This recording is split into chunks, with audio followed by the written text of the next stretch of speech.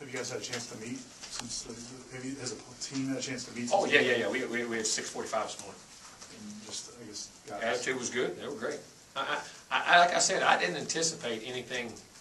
Like I said, well, they had treatment, and one person was absent, and one person was absent at meals. They do the stretch and stride, which is part of their rehab. You know what I mean? The rehab deal. Out there, great attitude, they said, and our trainer said, and did a great job. Everybody was smiles, did what they had to do. Everybody was 5 minutes early for the meeting this morning. And one person was late, one person wasn't there, sitting there ready to go. And I mean, their attitude and their, as far as that, I mean, was excellent. It really was. And I expected that, because I said, this team, I like this team. We got to learn to make a few more plays, but the attitude of it, the foundation of it, the character of it, the work ethic of it, I like this. I mean, this football team has some very good is developing some good leadership on it and some consistency, and especially those younger guys. I like the team as far as that respect of how they do things. The pass breakdowns, I mean, even when you try to watch it, like I try to watch the replay, and the pass coverage breakdowns, how much of it was guys not? Yeah, a couple guys did some things that were just very uncharacteristic this year. That was a big thing. We have 7 big pass plays. We got 7 on offense, but they have 7 that was a little bit bigger than ours, and that was rare. A couple of them came in, and 1 or 2 came in some man situations. Guys got beat, but a couple came in some zone situations where guys took the. I mean, just uncharacteristic. They got out of their zone and got greedy and tried to get on jump some routes and do some things and gave it up. And like I say, I don't necessarily think they had plans to throw all those. I think they had some check down issues and some things they were trying to get to and would have gotten to, but we let the coverages get deep, and you cannot give up big plays. I mean, that's one of the golden rules. You have to, turnovers and big plays and penalties are the things that change games the most. And we gave up big plays, and we haven't done that as much. The second half of North Carolina State we have a little bit, and in this game, and we got to get that fixed. We got to get that. But it's very technical. So all the things that we looked at on there, I do not believe are lack of effort or lack of want to. I think it's lack of some discipline and technique, and they're technical issues and why they're happening, and that's what we got to get fixed. Is that something that's been a little bit more exposed by some veteran quarterbacks the last 2 weeks that maybe you didn't see? We've had a lot of these same issues throughout the season. And again, when you play better teams, they get exploited more. Guys who make more plays, you know what I mean. And in a loss, you always come back. They stand out more. Yeah. Tragedy. I mean, that's not tragedy, but you understand what I'm saying. I mean, things that cause failure. That's when you really start. Sometimes you don't take enough heed. You talk about them, you do them, and we've been coaching them, but sometimes we got to get their attention on it. We got to coach them better. We've had some to a point, but not to that extreme. And on offense, we had some too. I mean, we walked out there and didn't execute 2 or 3 plays that we did in the first half, and we're still there. That had nothing to do with North Carolina. I mean, I don't mean that in any disrespect to North Carolina. We had some better guys not do some things that were very disappointing. He developed the consistency. They had done it in the first half, and up and down the field. I mean, almost every drive that got stopped was more of us. What's your read on the slow starts, both at the start of the game and after halftime? Well, I say start of the game, we just drop balls. Yeah. I mean, we did the first drive. We scored the second drive. I mean, the first drive was drop slant. We drop a slant, drop a little out on the first one, on first down play, and drop a slant. Then we score. Then we come back and drive, and then we drop a hook route. And then the next drive, we get a ball tipped. Don't get a lineman down. Then we score 3 straight. I mean, we scored 7 times. We scored 4 touchdowns. The 3 we didn't. It was a drop slant, a drop hook, and a tip at the line of scrimmage. In the second half, we come out, have an MA on a route, second play. End up taking a sack because we don't break a route off. That we ran 4 times in the first half and executed. Come out and took a sack at midfield. We got there and we should have thrown it away. Then we have the penalty. We have the 2 blocks in the back. And the option is a big play. We blocked the wrong guy, something we ripped. Then we have and later in that drive we have a vertical route. It's going to be a big, big play. And we talked about it being in the seam. We're going to throw it, and we break it off for some reason. I mean, and we've done it, and we hit it in the first half.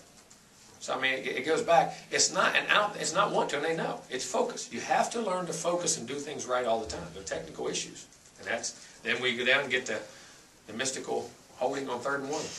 It's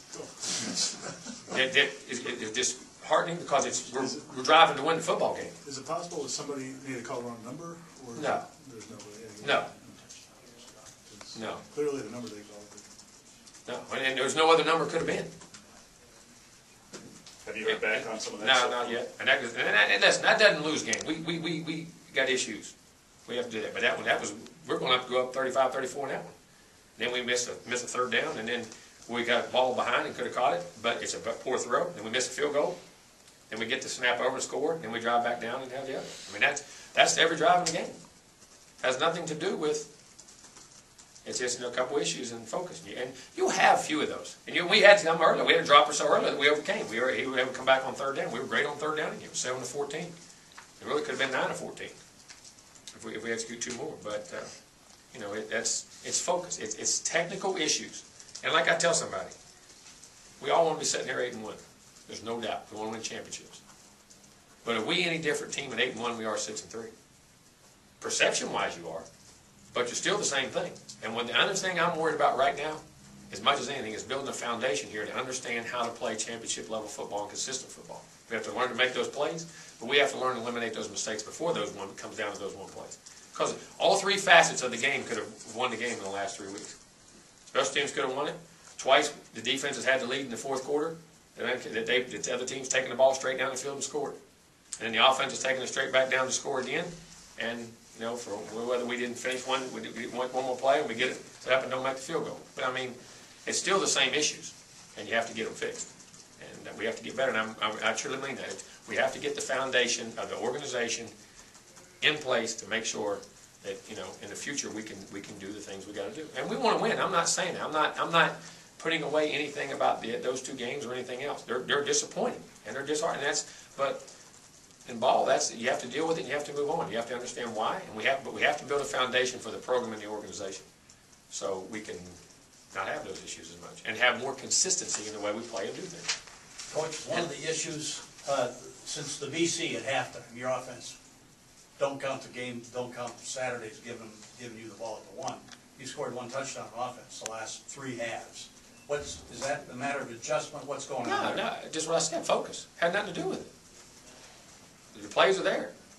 The same plays we had the first half. We didn't focus, and you got to learn to focus for the whole time. We'll be better off to only score 14 in the first half and then score 14 in the second, and everybody be pleased. You're still getting 30 points a game. You have to learn to finish and get more, but there's more. There's 50 out there, in my opinion, and you have to learn to focus. We had the same issues last year at times, and it's part of the infrastructure of the organization. I relate it to a family. When you have a strong family background, do kids act more consistently and do more consistently than guys who are in an inconsistent home family background? Yes, and that's what we have to get here. We have to build that infrastructure inside and develop consistency in what we do and understand what focus every play of everything is. And the things are there. I can show them on film. Come over one day. I'll give you all a film lesson. Why they're happening. I don't mind. We really?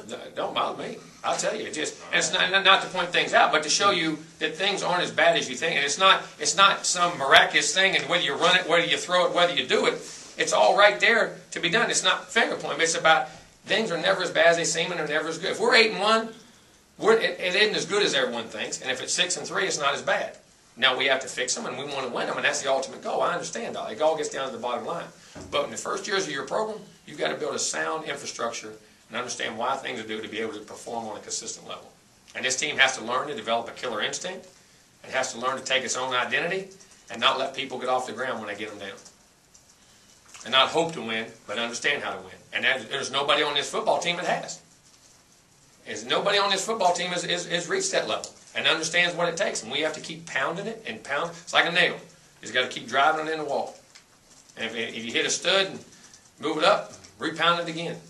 And just keep going, and it'll sink in, and it'll happen. Jimbo, when you talk about focus, are they focused coming out? Because that first drive, North Carolina just went down the field and scored. We do the same things we do earlier. We talk to them about it. We come out, we get warmed up. We tell them what we're going to do, how we're going to do it.